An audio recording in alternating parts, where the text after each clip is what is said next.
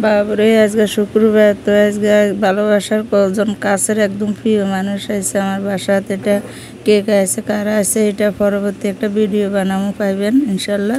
তো আজকের ভিডিওতে দেখাবো না, শুধু রান্নাগুলো দেখাবো আমার প্রিয় মানুষগুলো, প্রিয় ভাইগুলোর জন্য কী কী রান্না করলাম। তো আমার যতটুকু সমর্থন আছে আমি এতটুকু চেষ্টা করছি আর কি রান্না করার জন্য। তো অনেক তাড়াহুড়া করি সব কুড়া বেচা করে ফেললাম। 2 কেজি মোরগ আনলাম, এগুলা দেশি মোরগ, আর হচ্ছে আপনার ওই যে বড় বোয়াল মাছ আছিল, আর তিত করলা। তো আর পোলাও করবো, তো পোলাও করার জন্য আল্লাহর রহমতে বোয়া দিলাম আর কি। ডেকছি একটু ঘি দিছি আর তেলও একটু দিছি, পুরা ঘি দিব, রান্না করবো না, আমাদের বাসায় খাইতে চায় না। তারপরে একটু ঘি দিছি ফ্লেভারের জন্য।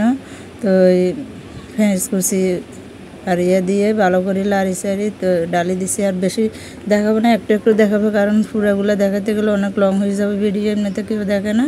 তো বোয়াল মাছগুলো পোলাওগুলো আরেক চোখে বোয়া দিলাম, সুন্দর করে দুধ দিয়ে আমি পোলাও রান্না করি। আপনারা কে কীভাবে রান্না করে জানাবেন।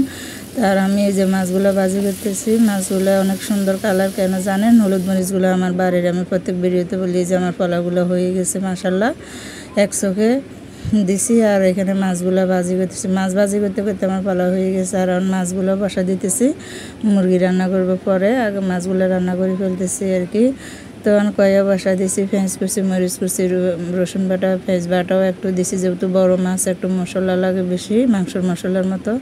তো সবগুলো দিয়ে ভালো করে একটু পানি দিয়ে কষাই, মানে কষানি হয়ে যাওয়ার পরে একটু পানি দিছি, যেহেতু মাছ পানিগুলো উতরাইলে পরে মাছগুলো দিয়ে দিব। তো পানি তো গরম পানি, এই জন্য তাড়াতাড়ি উতরে গেছে। আর মাছগুলো এখন দিয়ে দিছি। তো আশা করি সবাই ভিডিওটা দেখবেন, পুরো ভিডিওটা গঠনমূলক কমেন্টস করবেন, না দেখে কেউ কমেন্টস করবেন না। এত কষ্ট করে ভিডিওটা বানাই, এরপরে যদি সবাই না দেখেন কমেন্টস করেন তাহলে কেমনটা লাগে। তো আমার মাছগুলো আরেক চোখে বয় দিছি, যেহেতু ফলা হয়ে গেছে। আর এখন এই যে চোখে মাংস বসা দিবে, মাংস 2 কেজির সাথে একটা পেঁপে নিছি আর 2টা আলু নিছি। আর আলু পেঁপে না দিলে আসলে ভালো লাগে না, আমাকেও না খেলে আমি খাই, এই জন্য। তো সবগুলো মশলা দিয়ে দিছি তেল দিয়ে, যেন একটু পানি দিই ভালো করে কষায়, 2টা কাঁচামরিচ দিয়ে, অনেকে দেয় না মাংসের মধ্যে, আমি দিই। তো ভালো করে কষায় একটু পানি দিই, তারপর মাংসগুলো দিন। আজকে মাংস ভাজি করবো না, কারণ দেশি মোরগের মাংস ভাজি করবো না, এই কারণে প্রতিদিন তো ভাজি করে রান্না করি। তো আমার মাংসগুলো একটু কষানি হয়েছে পরে পেঁপেগুলো দিয়ে দিচ্ছি, কারণ সব একসাথে না দিলে ইয়ে হবে না।